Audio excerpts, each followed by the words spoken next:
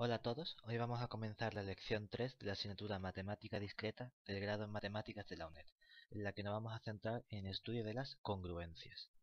Tenemos que pensar que las congruencias para nosotros no es otra cosa que una división, la operación de dividir normal y corriente, únicamente que estamos acostumbrados a que cuando realizamos la división, la parte que nos interesa es averiguar el cociente de dicha división. Sin embargo, en las congruencias lo importante cambia y ahora estamos interesados en el resto de dicha división. Entonces vamos a comenzar introduciendo el concepto de congruencia. Y para ello tenemos la siguiente definición. Sea m un número entero positivo y tengamos dos números a y b enteros. Decimos que el número a es congruente con el entero b módulo m si el entero m divide la diferencia a menos b. En ese caso, escribiremos el concepto de ser congruente con la siguiente notación. Diremos que a es congruente con 3 rayitas de equivalencia con b, y ahora ponemos entre paréntesis, módulo m. Esto se parece mucho al operador módulo que habíamos visto en la asignatura de lenguaje matemático, conjuntos y números. Lo único que aquí nos gusta más esta notación a la hora de trabajar con estos elementos.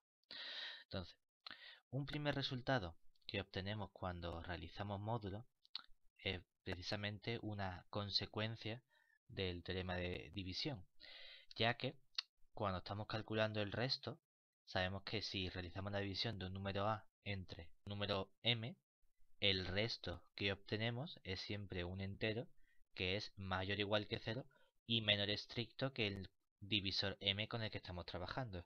Y eso es precisamente lo que nos proporciona el siguiente resultado. Es decir, dado un entero m positivo y un entero a perteneciente a z, se tiene que a es siempre congruente con r módulo m. ¿Y quién es r? R es un número que está entre 0, 1 y el entero m-1. Es decir, alguno de estos restos es el que me va a proporcionar la división de hacer a entre m. Además, este conjunto recibe un nombre y este conjunto suele llamarse el conjunto de menores residuos no negativos.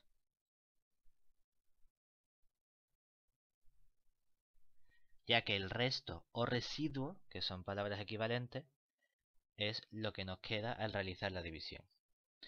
Con este concepto podemos introducir una definición cuando aumentamos no solo a un número, sino a varios números enteros a. Es decir,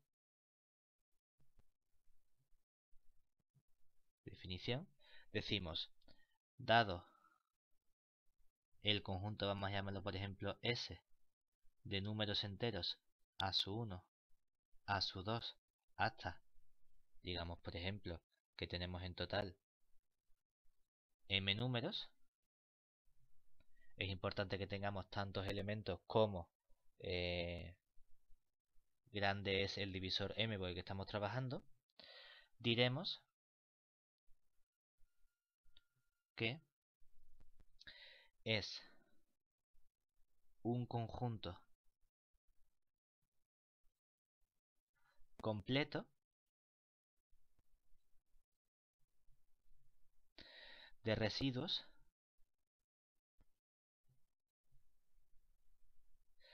si verifica lo siguiente. Lo llamaremos además módulo m para indicar que tenemos tantos números enteros como grande es el número m, si existe un único resto R, de modo que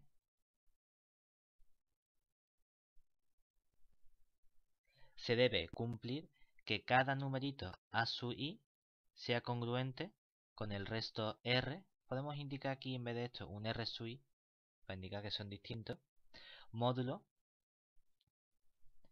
m, donde cada resto R sub i es uno de estos elementos del conjunto de restos 1, 2 hasta m-1. Y lo que queremos indicar es que al dividir cada uno de estos números a su 1, a su 2, a su m entre m, me da un resto R sub i que son distintos entre sí. Es decir, el mismo resto no se repite. ¿De acuerdo? Tenemos además una caracterización para el concepto de congruencia, que lo podemos entender también desde el punto de vista de la divisibilidad. ¿Por qué? Porque dados dos números enteros a y b, que estén en z, tenemos que a es congruente con b módulo m si y solo si el resto de dividir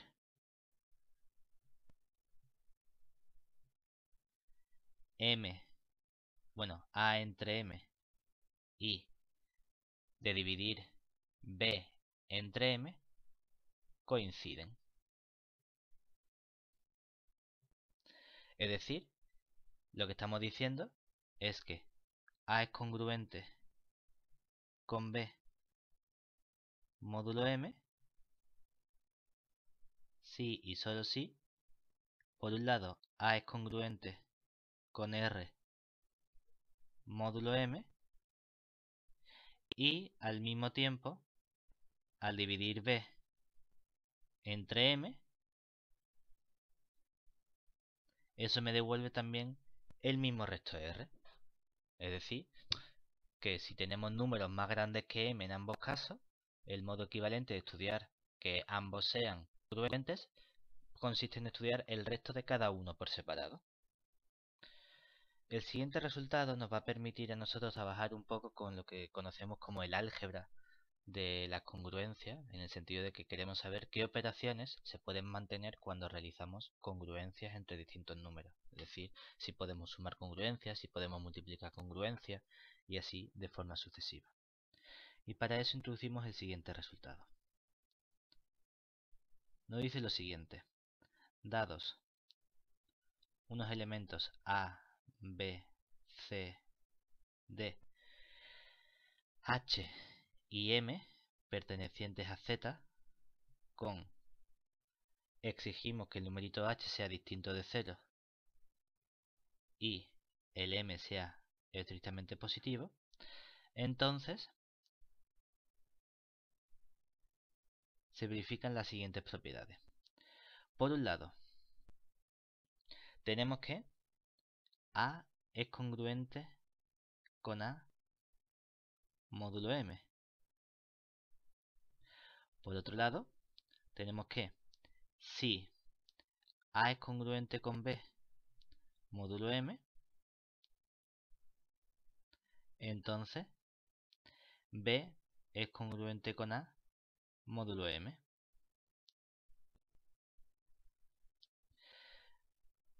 Además, si A es congruente con B módulo M y B es congruente con un cierto C módulo M, entonces tenemos que A también es congruente con el elemento C módulo M. Y si nos fijamos en estas propiedades, la primera propiedad, relacionándolo con lo que hemos visto en las lecciones anteriores de relaciones de equivalencia, precisamente aquí lo que estamos diciendo es que un elemento A está relacionado consigo mismo, es decir, tenemos la propiedad reflexiva. La segunda propiedad nos está diciendo que si A está relacionado con B, entonces B está relacionado con A. Es decir, nos está diciendo que tenemos la propiedad simétrica. Y aquí tenemos que si A está relacionado con B y B está relacionado con C, entonces los elementos A y C también están relacionados. Es decir, tenemos la propiedad transitiva. Lo cual nos dice, como una consecuencia, esto no es parte del teorema, pero lo ponemos aquí únicamente para que lo sepamos, que si entendemos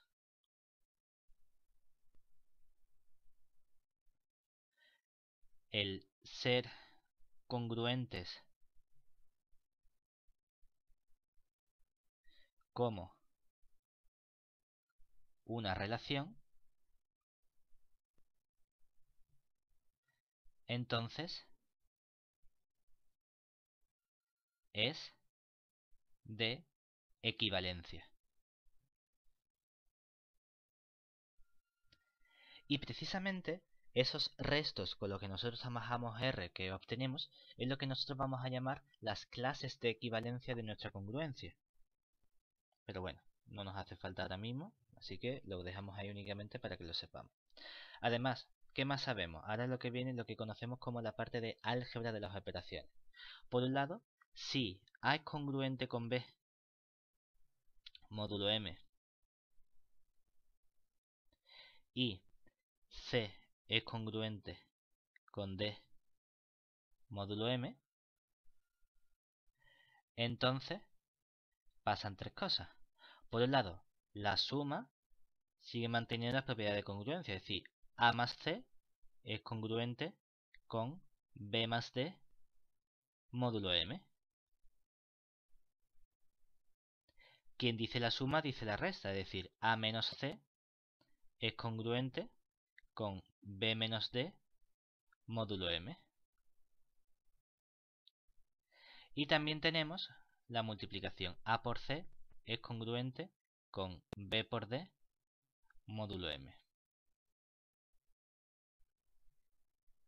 Y es importante observar que la división no lo verifica. Es decir, la división es la única propiedad que no se mantiene como propiedad elemental en las congruencias. Es decir, si tenemos dos pares de congruencia, entonces la división no tiene por qué seguir siendo congruente. Habrá ciertos casos en los que sí sea, pero como norma general no se verifica. Tenemos a continuación que si A es congruente con B módulo M, entonces yo puedo multiplicar toda mi ecuación de incongruencia por el mismo número, es decir, H por A va a seguir siendo congruente con H por B módulo M. Y lo mismo va a ocurrir con la división siempre y cuando le exijamos ciertas propiedades adicionales a los elementos. Y son las siguientes. Si el elemento H divide al numerito A y el elemento H divide también al numerito B. Además tenemos que los elementos H y M no tienen nada en común, es decir, el máximo común divisor de H y M es igual a 1. Y además tenemos la ecuación A es congruente con B módulo M. Entonces sí que podemos dividir entre H. Y tenemos que A entre H es congruente con B entre H módulo M. Pero tenemos que observar que nos hace falta más condiciones adicionales a la hora de dividir en una congruencia que a la hora de multiplicar.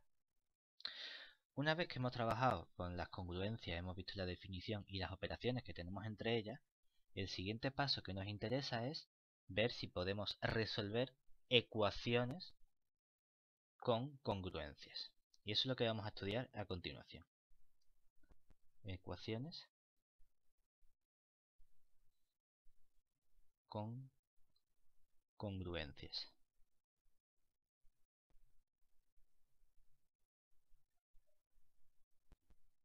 Entonces, dados A y B pertenecientes a Z y M mayor que 0, vamos a considerar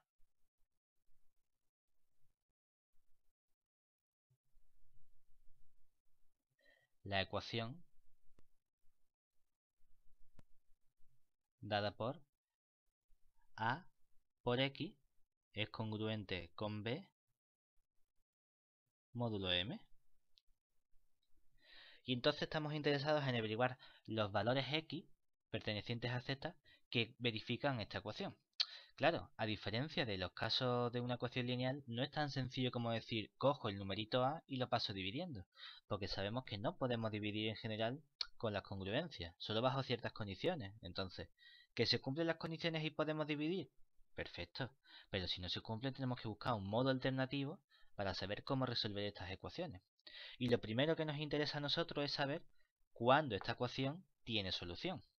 Ese es el primer paso, identificar si es posible encontrar una solución de mi ecuación. Más adelante, una vez que tengamos ese problema resuelto, trataremos de averiguar, vale, existe una solución, ¿cómo la calculo? Entonces vamos a ir paso por paso. Y lo primero que vamos a tener aquí es un resultado que nos va a permitir a nosotros estudiar cuándo nuestra ecuación en congruencia tiene solución. Que es un teorema que nos dice, la ecuación anterior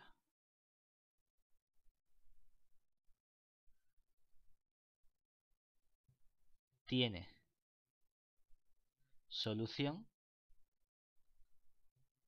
si y solo si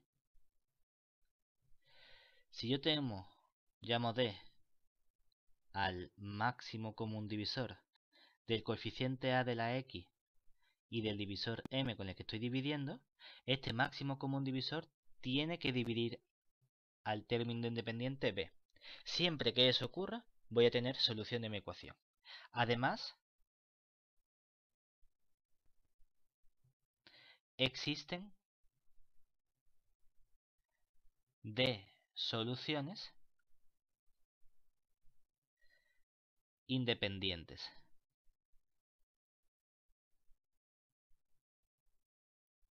Y cuando decimos independientes nos referimos a que no son congruentes entre sí módulo M. Es decir, una no es el resto de la otra al dividir entre M.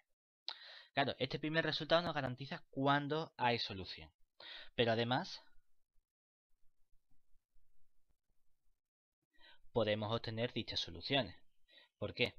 Además, sabemos que si resolvemos A por X congruente con B módulo M, esto es equivalente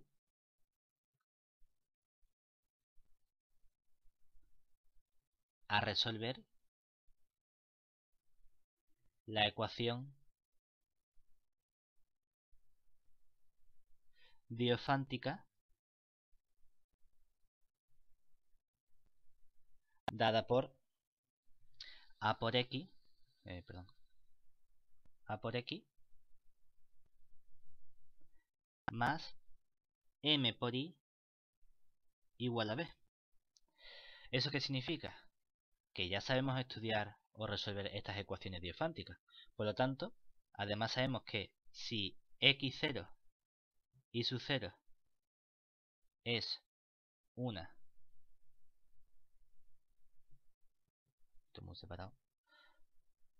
una solución,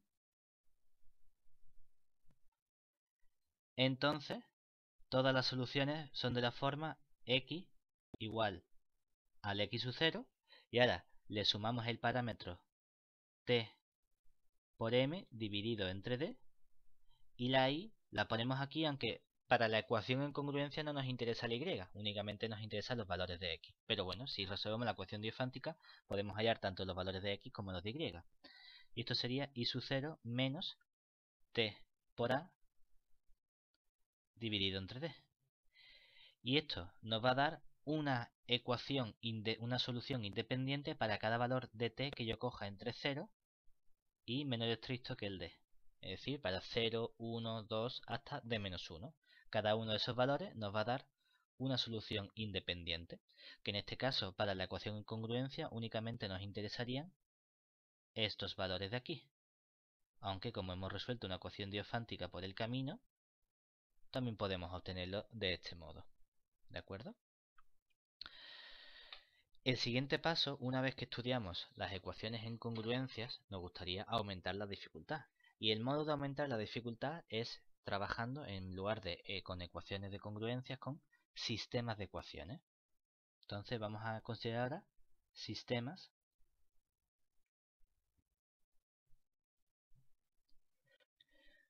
de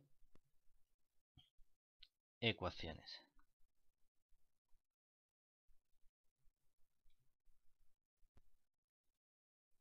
Entonces, consideremos el sistema dado por a sub 1 por x congruente con b sub 1 módulo m sub 1. A sub 2 por x congruente con b sub 2 módulo m sub 2. Y así hasta que tenemos a sub k por x congruente con b sub k módulo m sub k. Nos interesa averiguar si este sistema de congruencias tiene una solución o no. Y para ello vamos a necesitar algunas cosas adicionales. Entonces, para estudiar la existencia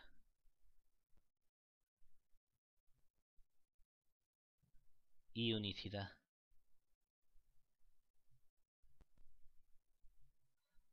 de solución, introducimos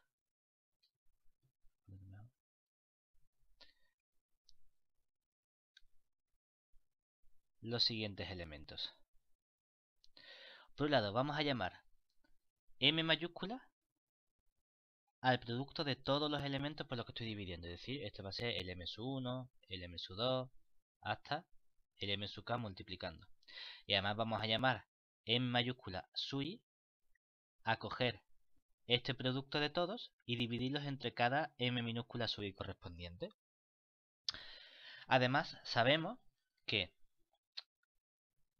el máximo común divisor de m sub i minúscula y m sub i mayúscula es 1.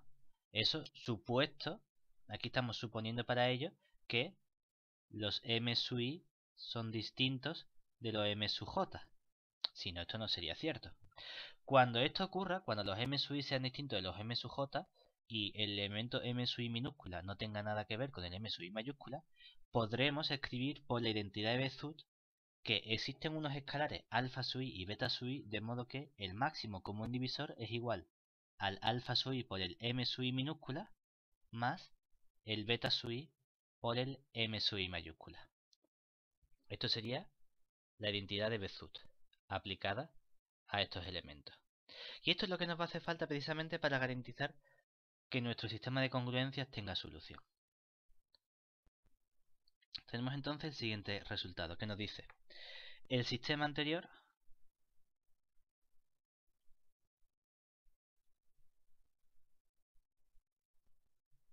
tiene solución. Además, tenemos que es única si y solo si ocurre lo siguiente. Por un lado, debemos exigir que cada ecuación por separado tiene que tener solución. Entonces, para ello, lo que estamos diciendo es que, por un lado, esta condición va a ser necesaria, es decir, el máximo común divisor del m sub i y el m sub j debe ser igual a 1 para todo i distinto de j. Es decir, no queremos que estos elementos se repitan entre sí. Y por otro lado, que cada ecuación por separado tenga solución. Por lo tanto, como los elementos no tienen nada entre sí, queremos que el máximo común divisor del a sub i con el m sub i correspondiente sea igual a 1 para todo i igual a 1, 2, hasta acá. Es decir, tampoco queremos que el elemento A sub i tenga algo que ver con el elemento M sub i. Entonces, este sistema tiene solución. Pero además, somos capaces de calcular esa solución. ¿Por qué? Entonces, la solución particular x sub 0, ¿quién es? Es precisamente x sub 0 igual. Cojo los elementos A, el A sub 1, lo multiplico por esta parte que tenemos aquí. Es decir, por el beta sub 1, M sub 1 mayúscula. Y le sumo el A sub 2 y lo multiplico por el beta sub 2, M sub 2 mayúscula. Y así sucesivamente hasta que llego al A sub k y lo multiplico por el beta sub k, M sub k mayúscula. Esto nos da esta solución única x sub 0. Pero todas las soluciones, como es un sistema de congruencia, va a haber infinitas soluciones. ¿Y quiénes son esas infinitas soluciones x? Escoger el x sub 0 y sumarle cualquier múltiplo de m con el t perteneciente a z. Es decir, que aunque mi sistema tiene infinitas soluciones, hay una solución particular única que es esta x sub 0 de este modo. Si quiero hallar todas las soluciones de mi sistema de congruencia, lo que tengo que hacer es sumarle cualquier múltiplo entero del producto de los elementos por lo que estamos dividiendo. Y esto precisamente es lo que se conoce como el teorema chino del resto. Este resultado que nos garantiza a nosotros la existencia y solución y además nos proporciona una demostración constructiva para obtener esta solución, recibe el nombre de teorema chino del resto y nos permite precisamente estudiar la solución de sistemas de congruencia.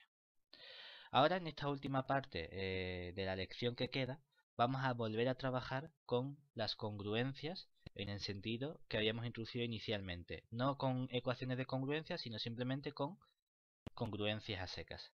Y vamos a estudiar algunos resultados que nos van a permitir a nosotros ver cuándo podemos calcular fácilmente algunas congruencias de ciertos números. Y entonces para ello vamos a introducir un primer elemento que es lo que vamos a conocer como la función phi de Euler.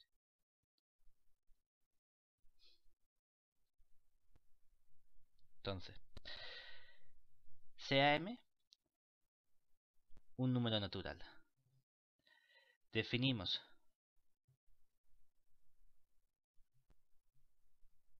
la función phi de Euler como el número de elementos primos con el m. Es decir, cuando yo calculo phi de m, me va a dar el cardinal. Lo podemos escribir con cardinal, lo podemos escribir con la notación almohadilla, con barras verticales. Va a ser cuántos elementos tiene el conjunto de los R que están en N, tales que el máximo común divisor de R y M es igual a 1 y además 1 es menor o igual que R, menor o igual que M. Es decir, son todos los números primos entre el 1 y el propio M que son primos con el M. ¿Por qué es importante esta función phi de Euler? Porque nos va a permitir calcular ecuaciones, o bueno, no ecuaciones, sino calcular congruencia de ciertos números de forma muy sencilla. Para ello, tenemos una primera observación que nos dice lo siguiente. Nota, si P es primo, entonces se tiene que cuando yo calculo por un lado phi de P, la función phi de Euler del número primo, claro, como es un primo sabemos que los únicos números que dividen a P es el mismo y la unidad. Por lo tanto, el único número que tiene un máximo común divisor distinto de 1 es el propio P. Por lo tanto, esto nos da precisamente que hay P menos 1 elementos menores que P que son primos con él. Además, si en lugar de coger el p cogemos una potencia del primo p, nos queda una fórmula parecida en cierto modo en el que tenemos aquí el propio número p elevado a r y ahora multiplicamos por 1 menos 1 partido por p. Y este hecho tiene una consecuencia muy importante, basándonos, por un lado, en el siguiente resultado, que nos garantiza que, en cierto modo, la función phi de Euler es multiplicativa. Es decir, si m y n son dos números enteros, de modo que no tienen elementos primos en común, es decir, el máximo común divisor de m y n es igual a 1, entonces se verifica que la función phi de Euler de m por n es precisamente el producto de las funciones phi de Euler de cada elemento, es decir, es phi de m por phi de n. ¿Y qué ocurre entonces? Nosotros sabemos, por el teorema fundamental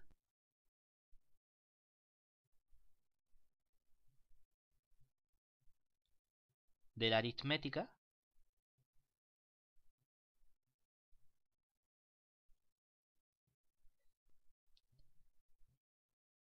que dado n perteneciente a los naturales, o a los enteros, existe una única factorización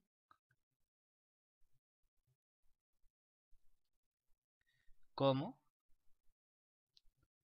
producto de primos.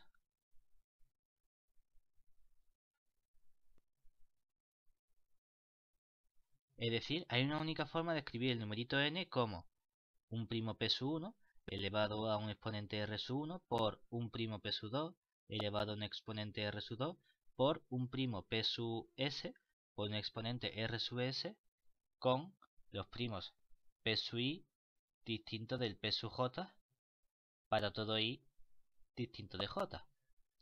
Claro, pero entonces, si aplicamos la proposición anterior de forma inductiva a cada producto que tenemos aquí, ¿qué ocurre precisamente?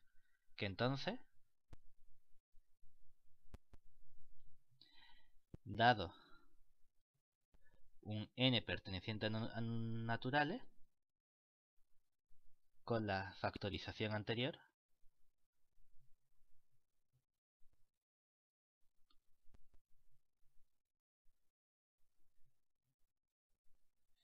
se verifica que ¿cuál es la función phi de Euler de dicho n? Claro, sabemos que cada vez que tenga un primo elevado a r, eso me va a dar el primo elevado a r por 1 menos 1 partido por el primo. Y como cada producto de primos no tiene elementos entre sí, podemos aplicar la proposición que nos dice la phi de cada uno. Es decir, esto no sería otra cosa que la phi de este por la phi del p2 elevado a r2 por la phi del ps elevado a rs.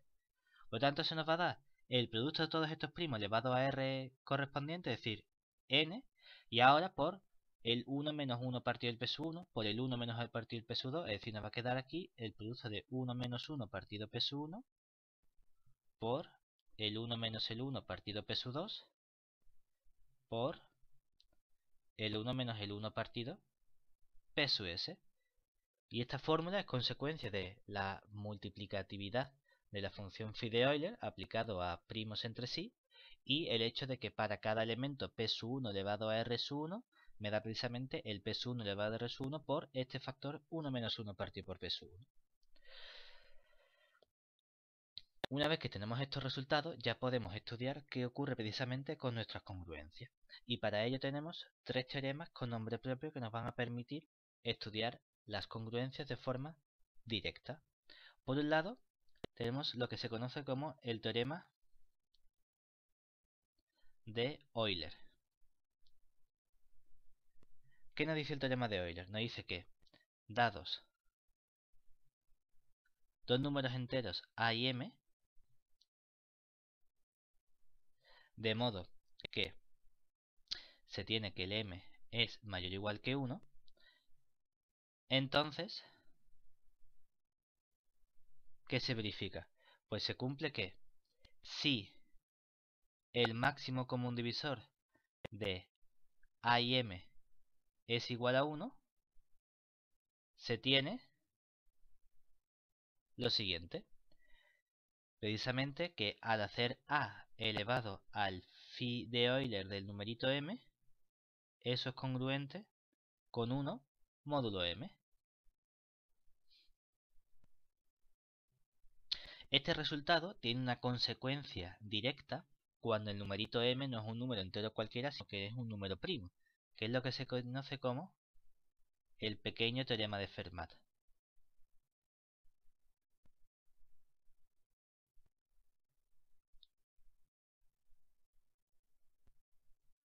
¿Por qué? Porque en este caso, si P es primo con el máximo común divisor de A y P igual a 1, entonces, claro, la función phi de Euler de P es precisamente P menos 1. Por lo tanto, lo que tenemos es que A elevado a P menos 1 es congruente con 1 módulo P.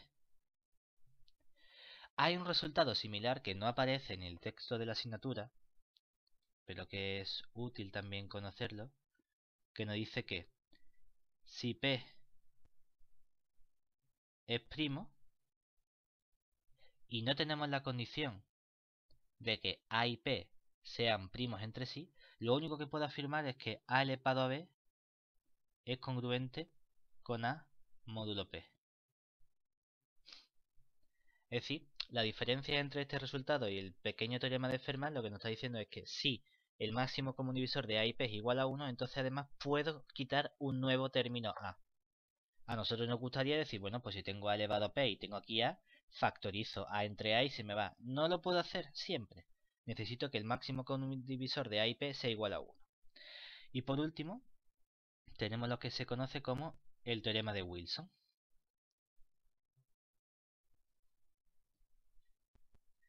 ¿Qué nos dice el teorema de Wilson? Nos permite trabajar también con congruencias, pero además introduce los factoriales. Es decir, si P es primo, entonces, si yo tengo el número P menos 1 y le calculo su factorial, eso va a ser congruente con menos 1 módulo P. ¿De acuerdo?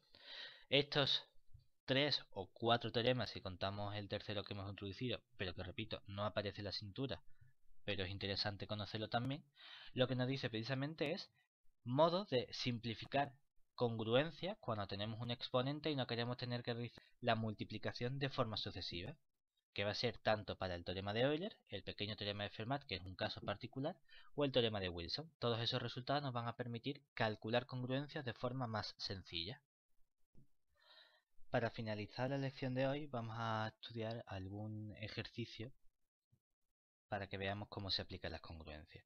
Y este ejercicio, aunque no aparece en la asignatura, es un ejercicio muy interesante para ver cómo se aplican los distintos resultados y que de hecho suele aparecer muchas veces en las olimpiadas de matemáticas y ejercicios de cálculo mental y demás.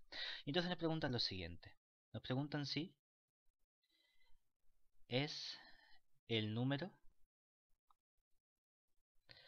2222 elevado a 5555 más 5555 elevado a 2222 divisible entre 7. Claro, lo primero que uno podría pensar es decir, bueno, ¿qué tendrá que ver el hecho de que este número sea divisible entre 7 con las congruencias? Y entonces lo primero que tenemos que observar es que recordemos que tenemos una caracterización que nos dice que el 7 divide al número 2222 elevado a 5555 más el 5555 elevado a 2222 si y solo si dicho número, 2222 elevado al 5555 más el 5555 elevado al 2222 es congruente con 0 módulo 7. Por lo tanto, estudiar que esto es divisible entre 7 de verdad tiene que ver con congruencia. Es equivalente a ver que al dividir entre 7 me da la congruencia 0. Claro, ¿cómo estudiamos esto? Entonces, aquí podríamos estudiar por separados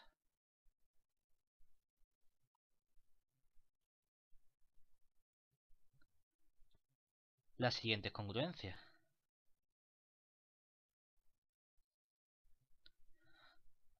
¿Con quién es congruente? 2222 elevado a 5555 módulo 7. ¿Y cuánto me sale 5555 elevado a 2222 módulo 7? ¿Por qué? Porque si esto me sale que es congruente con un cierto numerito a módulo 7 y esto por su lado me sale congruente con un cierto numerito b módulo 7, entonces puedo utilizar las propiedades de la álgebra de las congruencias que hemos visto. Y entonces cuando yo sume, puedo decir que 2222 elevado a 5555 más el 5555 elevado al 2222 es congruente con a más b módulo 7. Entonces puedo tratar de estudiar cada congruencia por separado a ver si la puedo simplificar. Claro, pero aquí hay varias cosas. Tenemos un exponente y tenemos un término que estamos elevando. Quiero simplificar ambas cosas. Y para ello, si nos vamos precisamente al pequeño teorema de Feynman, aquí hay un cierto factor que nos puede ser útil, ¿verdad? Porque si P es un número primo, y nosotros estamos trabajando precisamente con el 7, que es un número primo, cada vez que tenga cualquier número elevado a P-1, siempre que A y P no tengan factores entre sí, eso me va a dar congruente con 1. Por lo tanto, vamos a intentar factorizar primero los exponentes, ¿vale? Entonces, el primer paso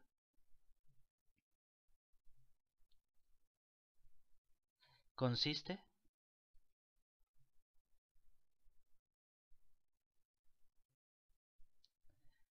en factorizar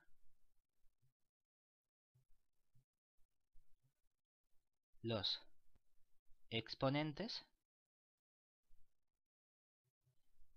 con 7 menos 1, que es igual a 6. Porque nos interesa que aparezca el término P-1. Entonces, claro, tendré que coger el 2222 y dividirlo entre 6. Claro, que en este caso nos va a dar precisamente aquí 3. Luego vamos a tener resto 4, baja el 2, aquí un 7, resto 0, un 0, baja el 2, y tenemos que esto precisamente el 2222 se puede escribir como el 370 por 6 más 2. Hacemos lo mismo con el 5555 y lo dividimos también entre 6.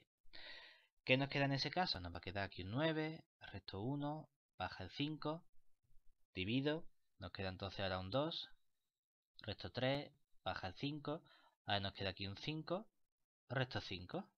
Es decir, que el 5555 puede escribirse como 925 por 6 más 5. Claro, pero entonces, usando el pequeño teorema de Fermat, podemos escribir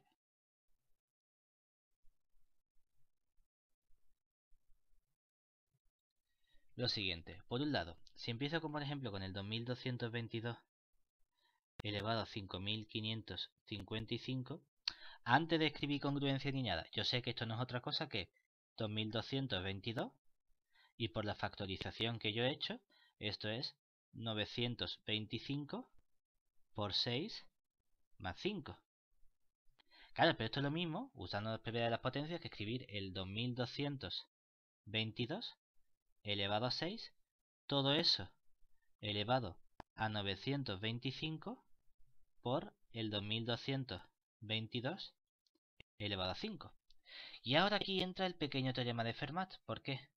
Porque aquí tengo un número a elevado a 6, y 6 es 7 menos 1, y 7 es un número primo. Por lo tanto, aquí ¿qué podemos tener? Tenemos precisamente que cada vez que aparezca 2222 elevado a 7 menos 1, eso es congruente con 1. Pero este 1 está elevado a 925. Y todo eso lo multiplico por el 2222 elevado a 5. Y todo esto módulo 7. Si, vamos, esto simplemente nos da el 2222 elevado a 5. Es decir, ya hemos conseguido bajar de tener que multiplicar 5555 veces a únicamente tener que multiplicar 5. Análogamente, si estudiamos el otro, el 5555 elevado al 2222, lo escribimos como el 5555 elevado al 370 por 6 más 5, que esto es precisamente el 5555 elevado a, todo esto elevado a 6, a su vez elevado a 360 y multiplicado por el 5555 elevado a 5. Perdón, elevado a 2. Aquí el resto era 2, no 5. Más 2 y aquí 2. Y eso nos va a salir, usando de nuevo el pequeño teorema de Fermat, simplemente 5555 elevado a 2 módulo 7. Porque toda esta parte de aquí es 1 elevado a 360, que es simplemente 1. Ya hemos bajado los exponentes. Incluso en este momento podemos decir, bueno, ahora ya simplemente multiplico y hago la cuenta. Pero queremos hacerlo más sencillo. Queremos no tener que hacer ninguna multiplicación complicada. Y estos son números grandes todavía. Entonces el siguiente paso va a ser, bueno, vamos a ver cuál es el resto de dividir 2222 entre 7. Porque luego usando la propiedad de multiplicación voy a poder multiplicar igualmente. Entonces, el segundo paso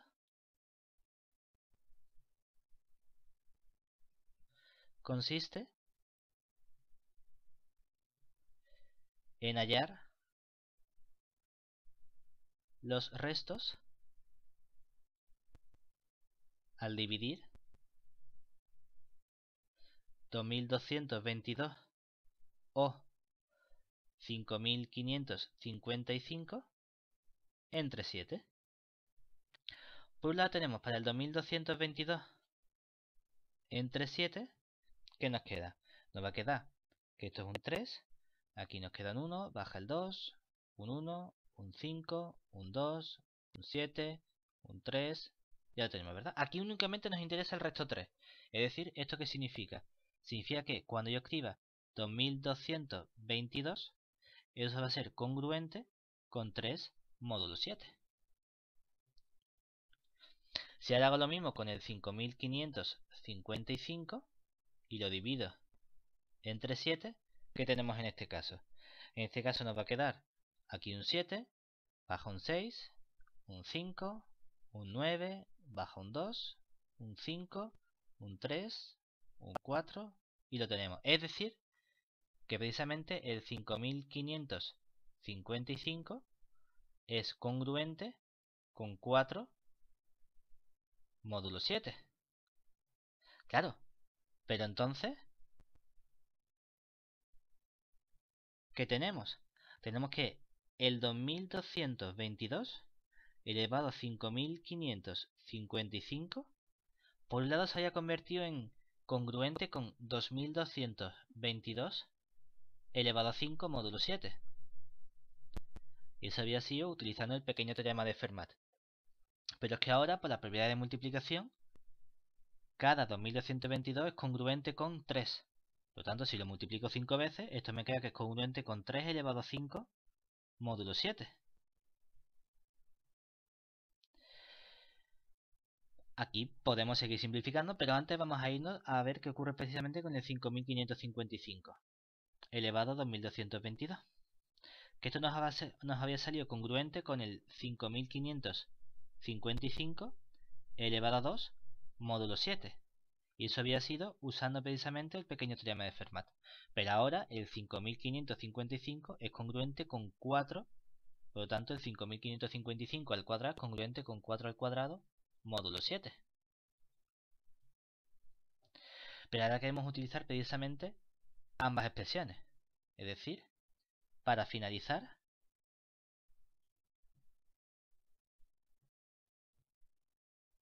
hemos obtenido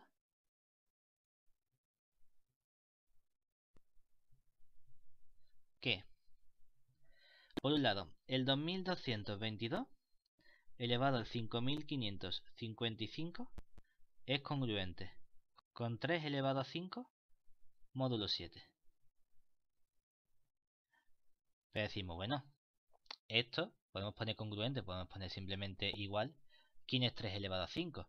3 elevado a 5 es 3 al cuadrado por 3 al cuadrado por 3 módulo 7, ¿verdad? Claro, pero 3 al cuadrado es 9. Y cuando divido 9 entre 7, el resto que me das es 2. Y este 3 al cuadrado también es 9. Por lo tanto, el resto que me da también es 2 y lo puedo multiplicar. Y aquí tenía este 3 suelto. Y todo esto módulo 7. Pero claro, 2 por 2 por 3 sería 4 por 3, que es 12. ¿Y esto qué resto me da? Me da resto 5 módulo 7. Y ya no podemos simplificar más esta expresión. Pero por otro lado, el 5555 elevado a 2222 había sido congruente con 4 al cuadrado módulo 7. Pero claro, esto es lo mismo, 4 al cuadrado es simplemente 16 módulo 7. Y cuando divido 16 entre 7, ¿qué nos queda? Nos queda que eso es congruente con 2 módulo 7. Pero entonces, ¿qué hemos conseguido obtener? Que el 2222 elevado al 5555 más el 5555 elevado al 2222 es congruente la primera parte con 5, la segunda parte con 2 módulo 7. Pero 5 más 2 nos da precisamente 7. Y al dividir 7 entre 7, ¿qué resto me da? Que es precisamente 0 módulo 7. Y así en efecto hemos conseguido ver que este número es divisible entre 7. Y con esto vamos a finalizar la tercera lección de la asignatura.